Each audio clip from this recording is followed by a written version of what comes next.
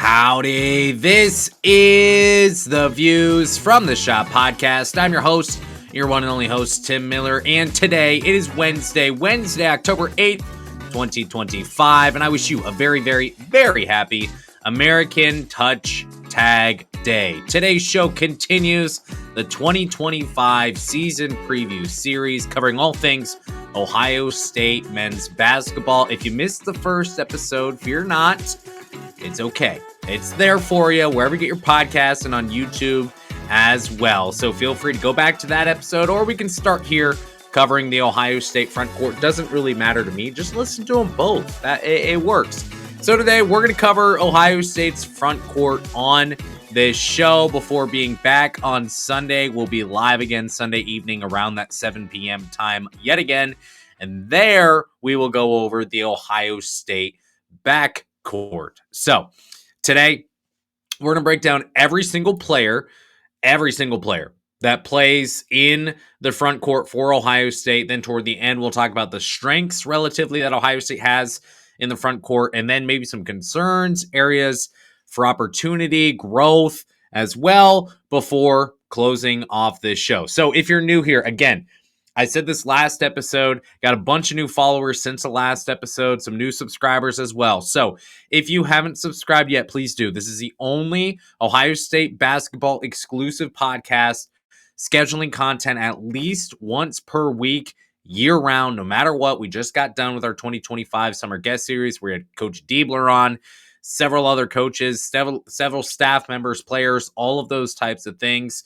So highly encourage you to give that a look as well. But subscribe wherever you get your podcast. Please subscribe on YouTube as well. And like the video on YouTube. We're in the midst of some crazy growth. Honestly, growth that I did not think that we were capable of. And since we were at like 50 followers, because it's pretty easy to grow when you're super small. But yet again, we're seeing kind of a sharp increase in subscribers and listens and watches and followers on Twitter. So thank you for being here. You can follow on Twitter at The Schott Pod. You can follow on Instagram at The Schott Pod. And I would also highly, highly recommend, this link is in the description. If you haven't been there yet, go there right now. If you're on YouTube or if you're listening on Pod, so long as it's safe, go to the link in the description, or you can type it in as well. Views from the Schott podcast.substack.com. A lot of great content there as well. If you'd like, you can subscribe there. Just drop in your email. You'll get notified whenever I post a new note of any news or any new articles.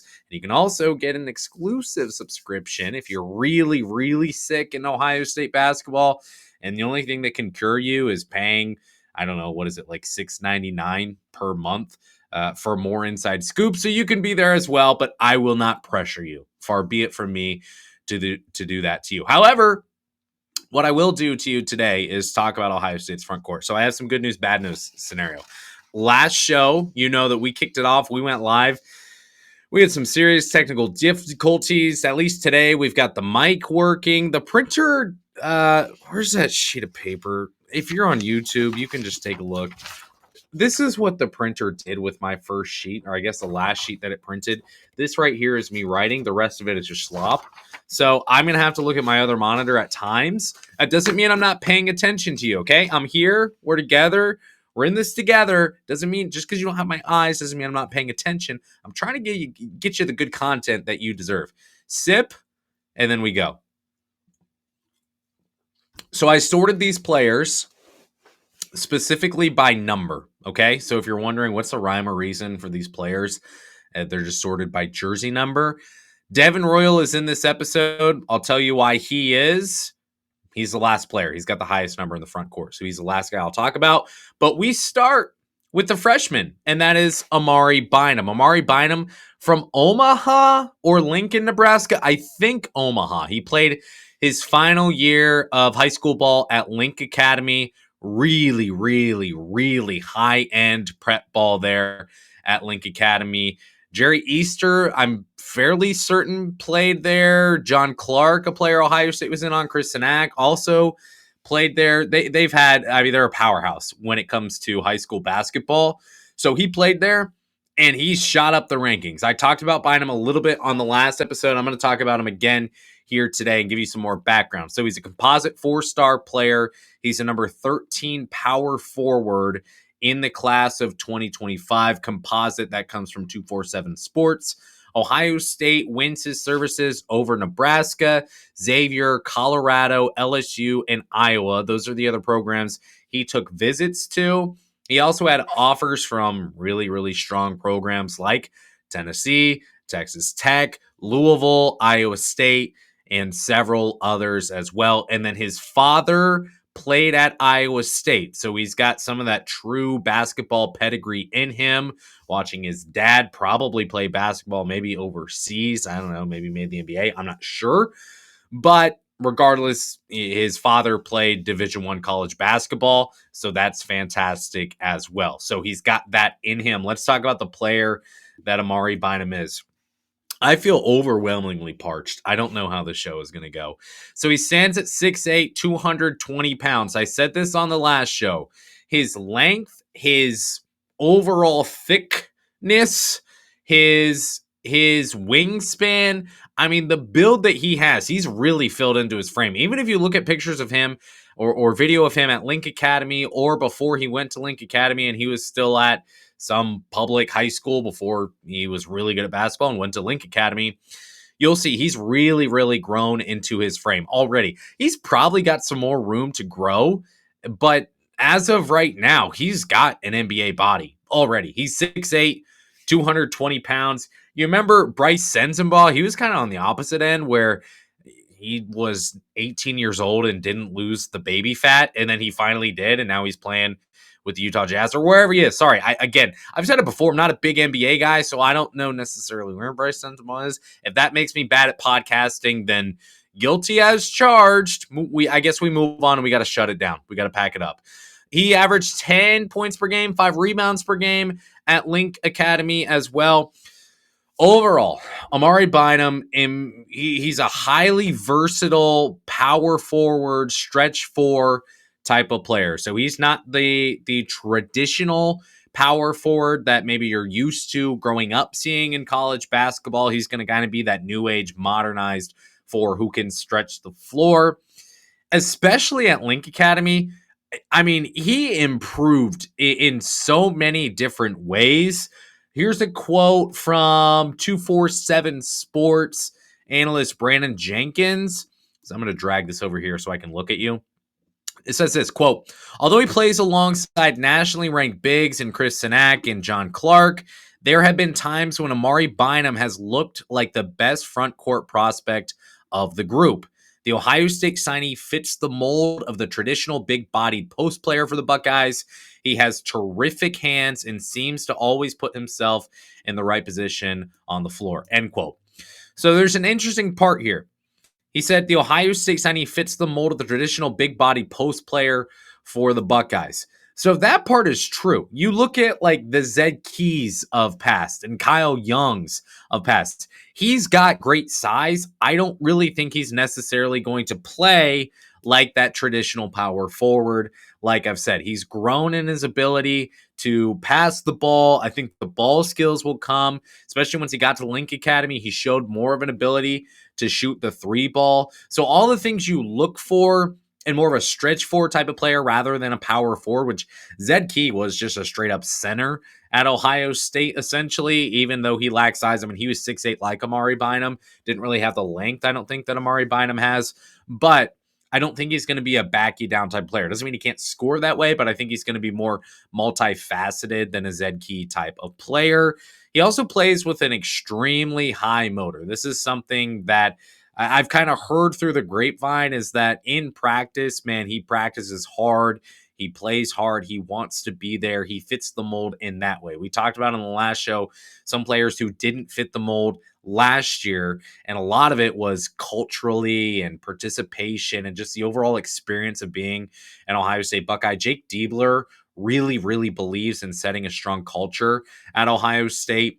And I think that you'll see that with Amari Bynum here. And the good thing is this, you can fix skill. You can't really fix hustle. So if you're scoring through hustle mostly, The skill, it should develop, especially as a guy coming in as a freshman for Ohio State. He jumped over 50 spots after joining Link Academy, by the way, into the top 50-ish. Where was he overall? Do I have this here? He was top 50-ish. I don't know exactly where he is composite wise, but he's a high-ish end 4-star for sure. So if you jump that much just in one season because you get some additional exposure at Link Academy, who says you can't play even better and the ceiling isn't even higher than what that ranking would say, simply because maybe some scouts didn't have the exposure to him at an early enough age. Maybe others are still trying to get a feel for him, and maybe he did get a lot better after playing at Link Academy. Now you go to Ohio State, world-class coaching.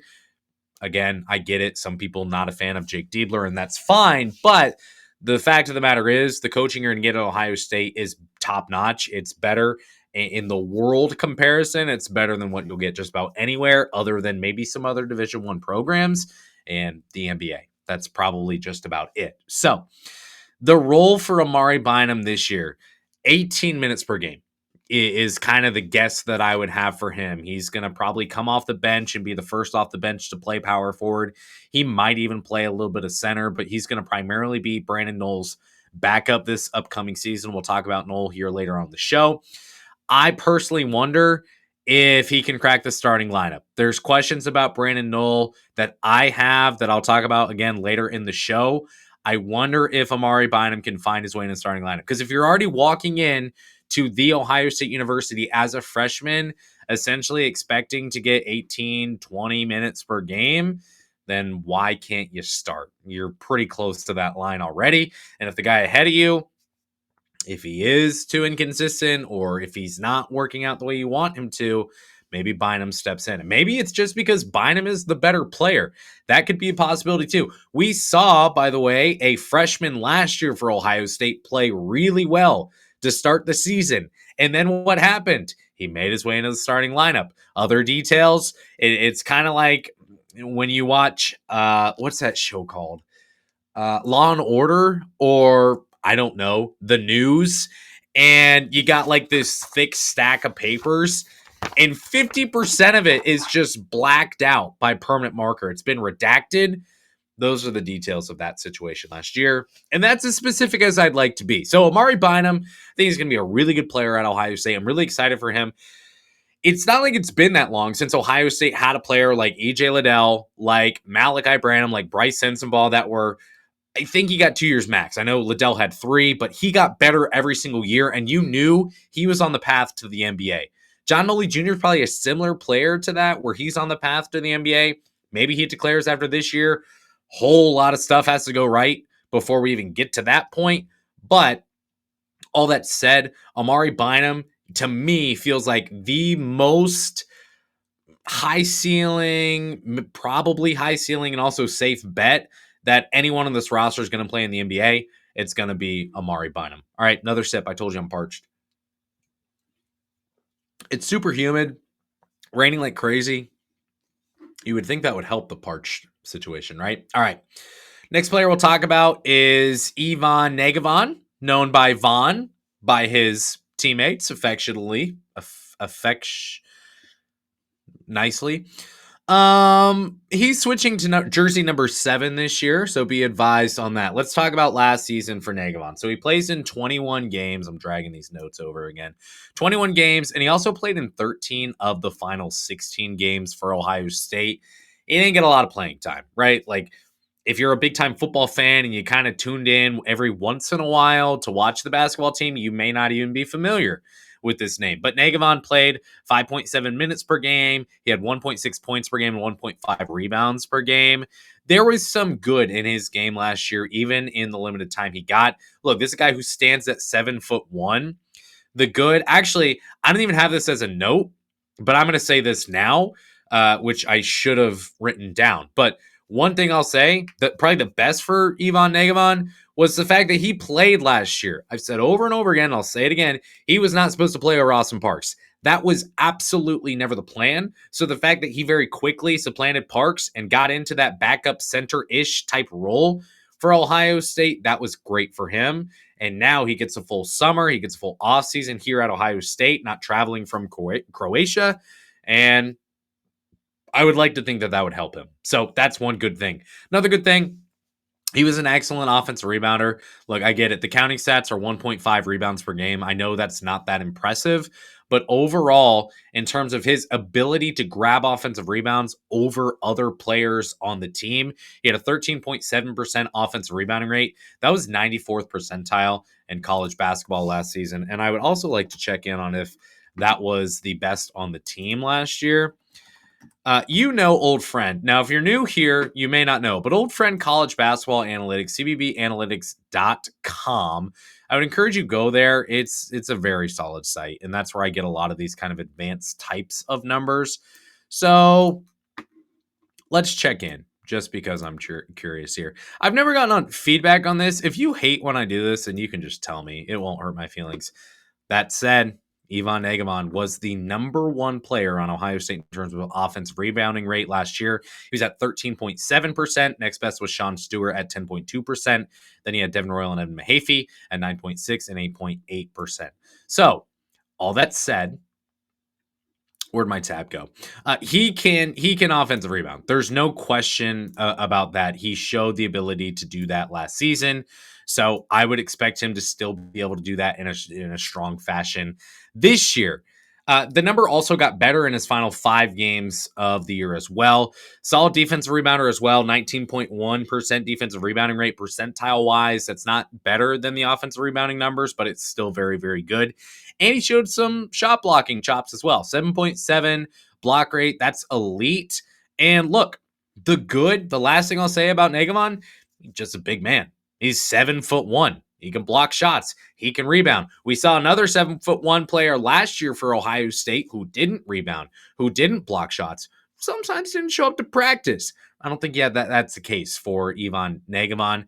He's going to get a chance to play a lot this upcoming season. I'll tell you why here in a second. There's some good, there's some not so good, though, with Negamon. And that's okay. He was a freshman last year. It's his first time playing college basketball, so that's all good. But the shooting numbers were not great for him. When do my notes actually start to... I think it's when I get to my next page here, so I'll just bring that up now. 50% from the field, not really where you want to be when 64% of your field goal attempts come at the rim. Not just in the paint, but specifically you are at the rim. You are making a dunk attempt, you're making a layup attempt, anything like that, that's at the rim. 64% of your shots coming from there and only 50%, that's too low. The other not so good part about his game, offensively at least, and shooting specific, the 3-ball. You don't have to get a hand up on Ivan Negamon. You can sink all the way down to the paint if you would like. If he's got the ball at the top of the key, there's no reason to defend the 3. That's something that he's been working on this offseason. All I ask, just be good enough to at least need a hand in your face, to at least bring that defender that is on you to the free throw line. That's all I ask. If you can get that from Ivan Negamon this year, that's going to be really big for Ohio State. The other thing that was not so good for him last year, fouling.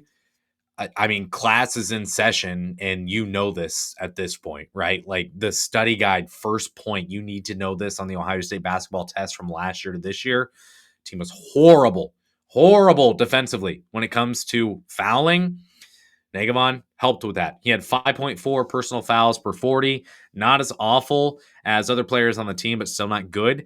And in the open practice that I was at this weekend, that continued to be a problem for him. He got called. He got charged for several fouls. So the role for him right now, he's a center too, behind Christoph Tilley. Without Josh Ojanwuna, he will need to be ready to play probably at least 20-ish minutes per game.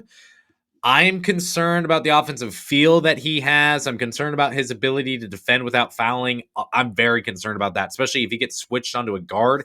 It's over. I would just say, honestly, this is why I'm not a coach.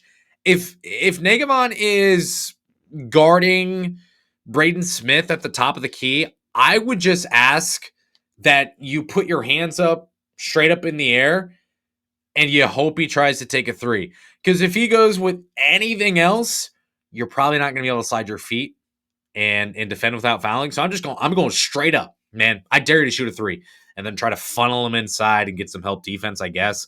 I don't know. That's why I'm not a coach. I don't trust his ability to defend out at the 3-point line. If he does get switched onto a guard, I also don't really trust his ability to defend in the paint or at the rim against guards. He fouled Bruce Thornton during that open practice. We'll see if he can foul bigger guys without fouling as well. Defend bigger guys without fouling as well. So we'll see where he goes there. But I do have concerns. Rebounding should not be a concern. That was not great for Ohio State last year. Negavon should be able to help that. He's going to get a lot of minutes this year. I'll tell you why in a second. Time for another sip if you don't mind. Do you mind? Hope not. It's Waterloo is hitting. Not a sponsor of the show. Probably could be. All right, Christoph Tilly is a player that I just continue to talk about. I've talked about this entire offseason. This team likes Christoph Tilly, and this team needs Christoph Tilly. So the background on him, 86 career games. He had 59 starts with starts in every game played but one in his final 2 years with the Broncos. Played for 3 years there with Santa Clara. He was all WCC honorable mention as a sophomore, made the second team all conference as a junior last year. And like Matthew Grujicic, who was on the show, listen to that episode. Great episode. He is also from Germany. I don't think there was a connection there. However, Grujicic and Tilly followed each other on Instagram kind of while Grujicic was, or I don't know when it started, but they were following each other as of Ohio State getting in on Grujicic. So he also, I think he said on the show, but it might not have been on the show. He said, yeah, Tilly didn't really have anything to do with me coming, but it definitely didn't hurt either. So if you want info on that, there it is. 12.5 points per game last year, 4.9 rebounds per game, 1.9 assists per game, and he slashed at a 55, 32, 77 rate. The free throw numbers have gotten better every single year for Tilly. 65% as a freshman, 69% as a sophomore, and 77% last year. 77% for a big man, for anyone, you will take that. You look at Evan Mahaffey last year, you look at Sean Stewart last year, yeah, you're going to take that. He also scored double digits in all but 9 games last year. So what? That's 22 of 31 games. He scored in double digits. However, down the stretch, I don't know if something happened with him health-wise. I don't know if it was just we're really focused on Tilly. I don't know. Hand up, okay? I wasn't the number one consumer of WCC basketball last year. I respect Santa Clara. I respect St. Mary's, and I respect Gonzaga. Quite frankly, not familiar with that league all that much because I spent a lot of time watching Ohio State. So I don't know what happened, but in 5 of his last 8 games, he scored 9 points or less. I don't know why. So as a player, he's a stretch 5. As I've talked about before, he's not your traditional back you down center. And guess what? I've made it to the 3rd page of my notes, which means I can get back to my paper here, which makes me happy, tickles me even. 64% of his field goal attempts did come from the rim last year. That's a high number. However, he spread it out with 14% of his shots coming in the paint and 21% from the 3-point line. And I will add this caveat. Even though 64% of his attempts came at the rim, many of those shots at the rim came when he was coming off the dribble and driving from the 3-point line. So it's still not your traditional back you down type player. He has the ability to score from the 3-point line. Again, I just said he was 31% last year. I'm not going to find that page, and I'm pretty sure it's inked out, so too bad. But I think he's 31% last year from 3. That's solid. He can score inside. He's got some athleticism as well. I mean, he had a couple drives where he had the ball at the 3-point line and just dunked it like a guard. So we'll take that as well. Offensively, super versatile. Defensively, the rebounding numbers kind of lacked last year. I talked about this in the last show. 7-1, so you'd like to see more. But again, there was a 7-1 player last year. I say couldn't rebound. So 55th percentile in defensive rebounding rate last year. I'd like to see a better number. I'm sure there were a lot of centers who were rebounding better than him that weren't 7-1 or taller. He had a 3.9% block rate. That rose to 4.8% in his last 5 games. So that's pretty solid as well. The fouls, somewhat concerning for Tilly. You base that on the projected workload that he's going to walk into this year with Ohio State. He had 4.7 personal fouls per 40. Sean Stewart can't sniff that number. I was going to look it up. I'm not. I guarantee it was bad, and there's just no point. However, one thing that is relevant with Sean Stewart, he played 18 minutes per game last year. That number was even less in his last 5 games of the year. He struggled with fouls, which obviously kept him off the floor. Tilly, on the other hand, he played 4 minutes more per game last year.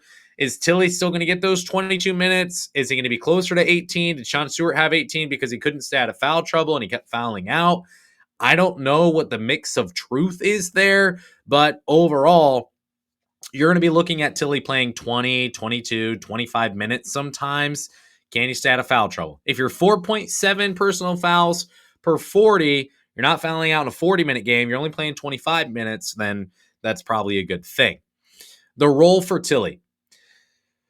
This is what I said to my paid subscribers last night on a couple other notes that I shared with them. The best player for Ohio State is not going to be the same player every night. I'm dying up here in my attic, and this show, again, we're kind of going off the rails.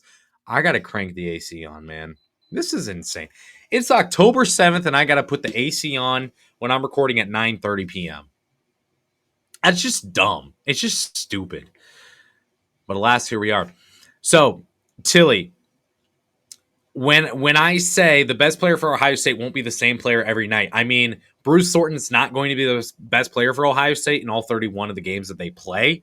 Tilly is going to be the best player for Ohio State on some nights. It doesn't mean that he's the best player on the team, but it does mean that if Bruce Thornton isn't the best and John Nolley Jr. isn't the best and Devin Royal isn't the best, there's a good shot Tilly will be the best player. I think that the staff has really, really been impressed with him. I've been talking him up a lot, so I could be completely wrong. I don't try to hype guys up unless I feel good about it personally, and I feel like I have good info from inside the program on a guy. I feel that way with Tilly. Every single person I've talked to who all have different perspectives of where they live within the program, man, Tilly has been impressive. So I think the staff loves the fit. I think he's a great fit at Ohio State for Jake Diedler. And that said, be excited for Christoph Tilly coming from Santa Clara. Sip. There is a caribou on my other screen here. Brandon Knoll. The background on him, 90 games started in 97. Total games played over 3 seasons at Wright State. You talk about experience, you talk about production, you're talking about Brandon Knoll. He took a huge step in scoring last season as well. He was 19 points per game last year as a freshman, 13. As a sophomore, I think 14.5, so we can round it up to 15, jump all the way up to 19 points per game as a junior. Now look, okay? Again, I'm not a Horizon League guy, okay? I'm all in on Wright State. I love me some Butler basketball back in the day. Valpo, I think, is in the horizon. Some Cleveland State, some Oakland's in there. Me personally, and you may be a better person than I don't flip on the Horizon League every night. So I don't know why there was such an increase in scoring for Brandon Knoll last year. Was it because there was an exodus of players and Brandon Knoll had to be the guy? Was it because he was just that good? Hopefully some combination of both. But he scored, and he scored efficiently. He was super productive. He had 34.5 minutes per game last year. That's a lot. I think that's 99th percentile among power forwards last year. Still not more than Bruce Thornton, but it's still a lot. And the shooting is insane, given the volume. He slashed at 55, 36, and 74% while shooting 13.1 field goals per game. That's 99th percentile last year among power forwards. So super productive, super efficient. You love all of that. The player that he is. Well, first and foremost, he's a starting power forward for Ohio State. Game 1 this year, expect Brandon Knoll to be the starting 4. He's a stretch 4. We already talked about Tilly. We have talked about Amari Bynum. We're talking about players who fit Jake Diedler's style of play, and Brandon Knoll is no different. Stretch 4. I mentioned his shooting numbers already. He averaged 1.7 assists per game, so he showed a little bit of ability to spread the ball around, and he also stays busy without the ball in his hands, which usually leads to the ball finding you. in some space to do something with it as well. My question for him, I actually have a couple questions on him. The first one is, can he mesh with Ohio State given the lessened workload? He had a 26.3% usage rate last year. That would be higher than anyone on Ohio State last year. So he was getting the ball a lot. He was taking up a lot of shots over all of the possessions that Wright State had last season. Higher percentage than anyone else at Ohio State. And he was also a volume shooter. But the good thing here is that he was efficient. There was a player last year, Meechie Johnson, volume shooter, not efficient. Things didn't really work out here for Meechie Johnson at Ohio State. But no, the 13.1 field goal attempts that I mentioned per game, that would have also been number one on the team last year for Ohio State. So I would feel pretty certain that he knows this probably isn't going to be the case for him this year at Ohio State. I'm sure he knows that. I spoke with him just before before the announcement was made that he was committing to Ohio State, just kind of getting to know him a little bit. He said he wasn't a huge Ohio State basketball fan growing up, and I share that because it's like, well, maybe you came to Ohio State because you're from Lucasville by way of Chillicothe High School, and you love Ohio State. You know everything about Ohio State basketball. You get the block and all that stuff. And maybe you didn't grow up watching Ohio State basketball, but even if not, you still know what the blockout means to the state, and you want to be a part of something bigger than Wright State. No offense to Wright State, it's just different types of programs. That doesn't mean that he can't be all in on Ohio State basketball. Obviously, it doesn't mean that he needs to get all the touches that he's used to seeing this year. So I don't see that being a problem. But it is a question: is he going to mesh well for Ohio State? Is he going to understand how to still be a productive basketball player when he's only getting 6 field goal attempts per game, for example? Another question for him, and I mentioned before, will he adjust to the speed, the athleticism, the strength, the power of not just Big Ten basketball, but Power 5 college basketball overall? You were going up against IU, Indy last year, if IU Indy is even in the horizon. Maybe I'm outing myself as not being a ball knower. Hopefully I have enough equity with you at this point to where you can say, yeah, he probably knows ball. But it's completely different basketball. He was productive in Wright State's blowout loss to Kentucky to start the year. I remember I didn't watch that game, but I remember following the score and seeing Kentucky was just absolutely hammering Wright State in all the wrong places. And at least Brandon Lowe scored. So there's that. So that's my question for him. Does he mesh? Does he fit? Can he figure out a way to be productive without getting all the volume? And will he adjust to no longer playing Oakland, but playing Maryland? And no longer playing Cleveland State, and instead playing Purdue. So those are questions I've got for him. Sip. 2 more players. Josh Ojawuna on the show. I think he was the first guest we had on the Summer Guest Series this year in 2025. That was a great episode. You know what? I really loved the fun part about doing this podcast is this, first of all. But it's also the chances I've had to get to meet some players and talk with them, and especially off camera, where it's just like, bro, like, how are you doing? What's it like being at Ohio State? Like, how's Josh? Super transparent guy, super honest, great sense of humor. Love Josh. Love him. Will he play this year? That's a question I have. The initial reporting out, this is something that I stated, this is something that a few other people came out and said as well, was that, hey, we think we'll get him back in practice in October, and we think he could be ready to go in December or by Big Ten play. And I've shared this again, that this knee injury that he had, it was more serious than I think a lot of us realize. And him playing in January even sounds to be optimistic at this point. I don't know if he's going to play at all this year. I could be completely wrong on this, and he could get to practice tomorrow. I have no idea. I'm rooting for him hardcore, and I hope he does. But right now, I think redshirting is on the table for him. So we'll see. He's going to be your traditional center, more back you down. He can block shots, super long, great size, and all those different types of things. And he would be fantastic on this team, especially in Big Ten play. We'll see if they get him. Devin Royal, last player we'll talk about here. So he's listed as a forward. Colin White's also listed as a forward. I'm not talking about Colin White because he's more guard-y. Devin Royal, we know. right? You know Devin Royal at this point. So last season, we should not forget this. I feel like a lot of people are forgetting this. Devin Royal was one of the best players on the team last year. And we talked about the core four of John Woolley Jr., Bruce Thornton, Micah Parrish, and Devin Royal.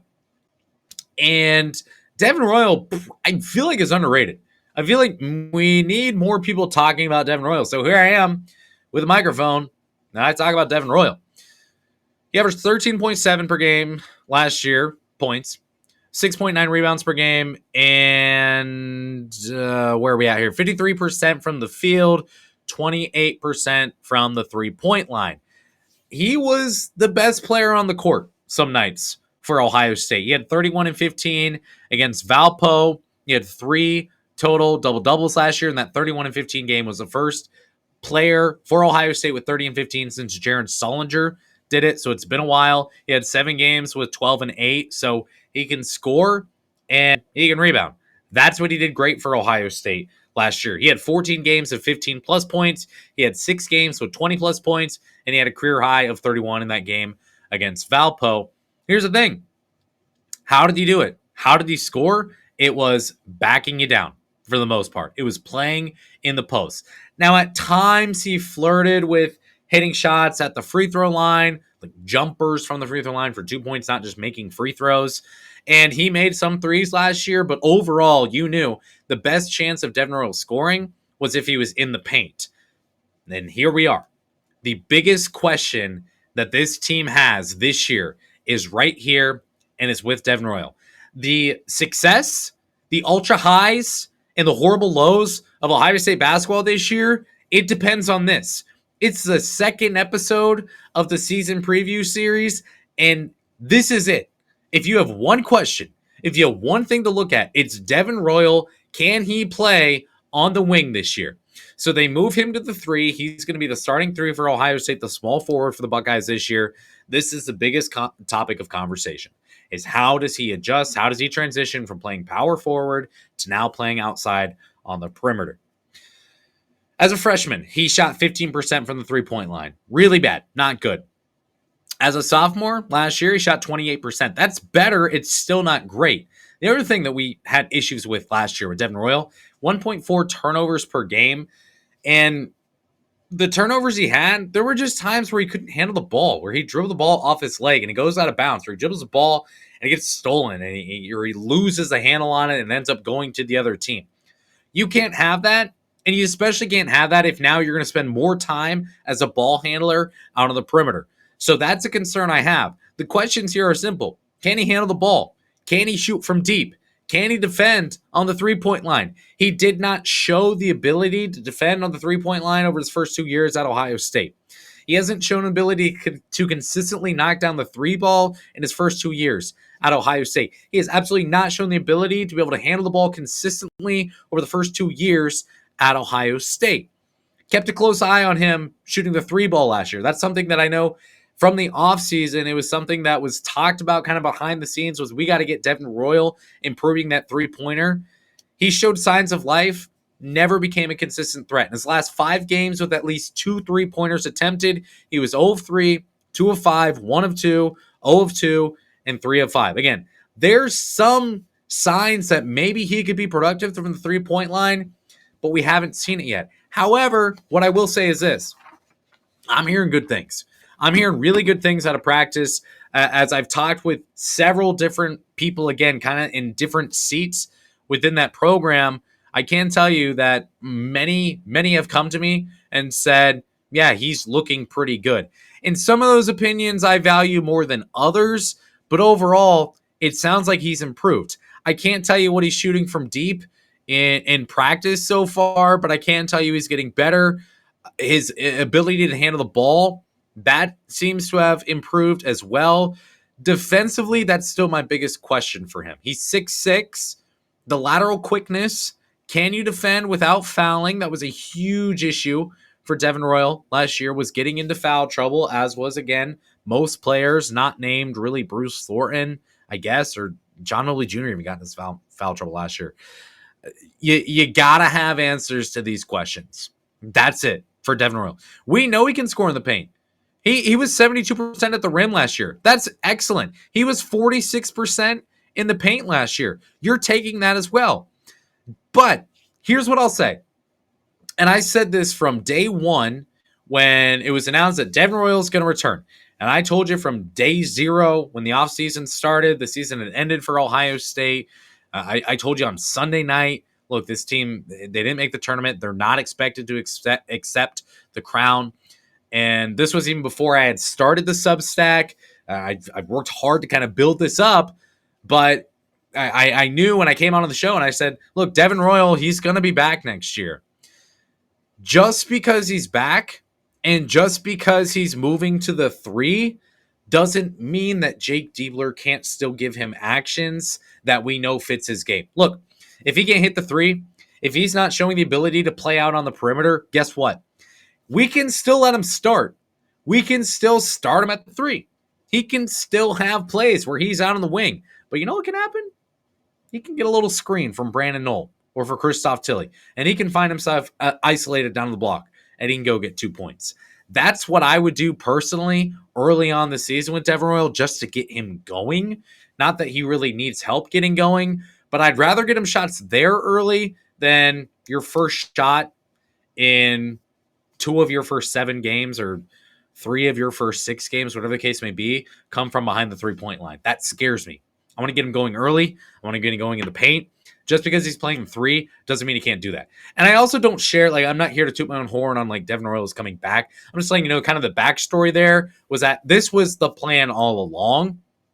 So it's not like Ohio State's reacting to not getting someone in the portal. It's not like they're reacting to how the roster is constructed. This was always a plan for Devin Royal. This is what he asked for. So you got to go do it. You got to go produce at the 3. Okay.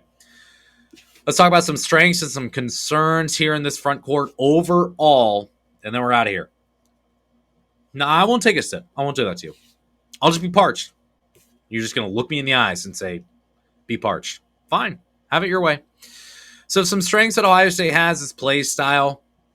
As we go through the front court today, who doesn't fit?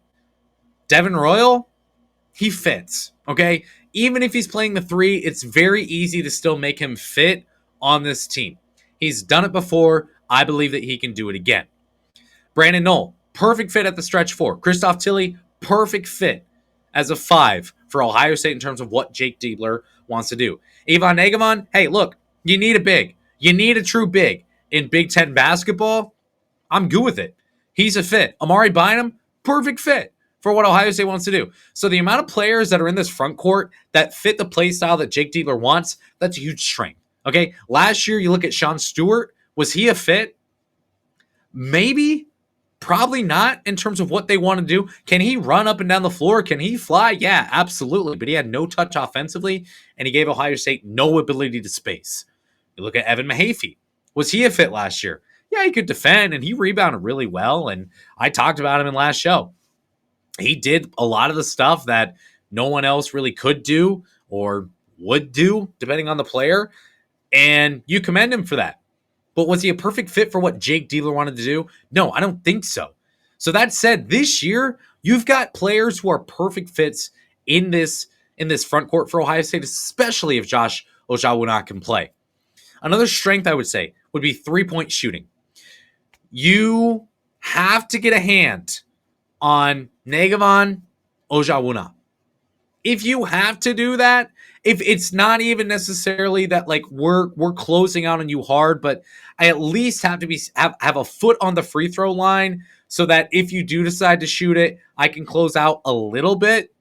If you can get that, oh my goodness. The 3-point shooting can allow you to do so many different things here for Ohio State. Ojawuna is 0 for 2 lifetime from deep. Negevon, I think, probably 0 for 1, 0 for 2, something like that. It's not like he had the ability to shoot the 3. I know that he's worked on shooting the 3. I might have already said that in the show, and if I have, apologies. But he's worked on shooting the 3 this offseason. So did Austin Parks last offseason, and we saw how that worked out. So just because you're working on it doesn't mean you can hit 3s. But, man, be a threat. Hit 1 out of every 4 if you're a 7-footer.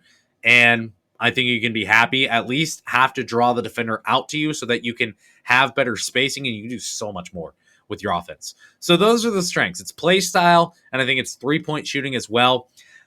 I do have some concerns, though. Number one is interior defense. This is probably on the floor my number one concern I have about the team this year is interior defense. Christoph Tilly, can he get into foul trouble? Yeah, probably. Negevon, we absolutely know, and we've seen it. We have the proof that he will get into foul trouble if he gets extended playing time. And that's a problem. Until Negevon can prove it's not, it's a problem. We have to assume that it's going to be a problem this year. Can Devin Royal defend on the perimeter? We've talked about that already. What about Brandon Knoll? Can he defend in the Big Ten? This isn't the horizon, again, as I've said. So those are some questions I have. How many lockdown defenders do you have in the front court? I believe, I trust in Josh Ojawuna. I don't know if he can get on the floor. So outside of that, I do have some concerns on in terms of the interior defense. Some other concerns I have, rebounding. Will Devin Royal rebound less if he's moving out to the three? If he's going to be playing at the three-point line more often, who's going to make up for the rebounding production that he had last season? Tilly wasn't fantastically productive last year at Santa Clara, and overall, he hasn't been fantastically productive rebounding the ball at 7-1, especially Josh Ojawuna. Again, he may not play. Ivan Negevon, he may not get enough minutes to make an impact rebounding, although I believe he's a good rebounder. Does he get enough minutes to actually make an impact? And that probably does happen if Ojawuna does not play, so it's probably a moot point. But again, I'm just stating a lot of things that could happen. It doesn't mean they won't, but they may. So it's something to think about. The last concern I have, and this is my biggest concern on the team overall. Interior defense, like on court, that's a concern. The thing that scares me, and the thing that I would think would keep me up at night if I were a member of the coaching staff at Ohio State, is my depth. So you've got Devin Royal at the three. We'll talk more about the wings on the next show, playing the three, the small forward. We're good there. I'm not really worried about that. At the 4 and the 5, man, I'm terrified. I truly am terrified. Brandon Knoll at the 4. Amari Minam backing up Knoll. Cool. Christoph Tilly at the 5. Yeah. Ivan Negevon also at the 5. What happens if Tilly or Negevon get into foul trouble early on? Josh Ojawuna is not going to come off the bench and come play for you. He can't. I don't know when he's going to practice. And if we don't even know when he's going to practice, and he's certainly not going to play for a while. So if that's the case, what happens? There's not another center on this roster. Do you move Bynum to the 5? I mean, last year you at least had Stewart, you had Bradshaw, you had Emma Hafey, who I guess could play the 5. You had Austin Parks, you had Negevon. You just had more bodies down low. This is not the case this year. So does Royal have to slide to the 4? If that's the case, maybe. Overall, I'm not sure Brandon Knoll can play the 5. There's questions that I have about the depth in the front court. Because if Christoph Tilly picks up 2 fouls early, you've got Negevon. And if Negevon needs a breather with 8 minutes left in the first half and you don't feel comfortable putting Tilly in there, I guess you're sliding Royal to the 4 and maybe you can get Bynum or Knoll at the 5. It feels scary to me. And you know what? I've talked about this before. I think Ohio State, I think they would say that they believe we're good. Like, this is the new era of college basketball. We don't have 15 players on the roster this year. Look at how many other programs don't have 15 players on the roster this year. And that's fine. Doesn't make it any less scary. Because instead of having 15, you've got 14. And out of that 14, one was a walk-on last year. So that brings you down to 13. Like, no offense to Braylon Nash, but like we feel like you can contribute. And then you're down to 12 after Miles Harrow, who, what does he give you? And then you're down to 11 when you take out Josh Ojawuna. If you're down to 11 and you have an injury or you get a run of sickness, which happens pretty much every year to some team, that can be scary. So we'll see how that goes. But overall, I mean, the front court stylistically, it's a great fit. And you should feel happy about that when it comes to Ohio State's fit in the front court. There are definite questions I have on the depth on the front court for Ohio State. Appreciate you being here. If you listened the whole way, would you mind giving a 5-star review? Shout out the Nut House. 5-star review would go a long way. I'd really appreciate that. Tell your friends about this show. What Ohio State basketball fan in your life needs to know about the Views from the Schott podcast? I'll I'll end with that. I'll let you stew on it. Think about it. It's fall. It's cozy. How can we warm the lives and the hearts of another Ohio State basketball fan in our life? That's all I ask. Who else can you share it with? There's got to be at least one person, right? Okay. Appreciate again you listening today. It's been a great time. We'll be back on Sunday. We'll be live on YouTube, and the recording will be posted on podcast Monday morning. Until next time, thanks for listening to this show today. It's time for me to shut up before you shut me off. Go Bucks.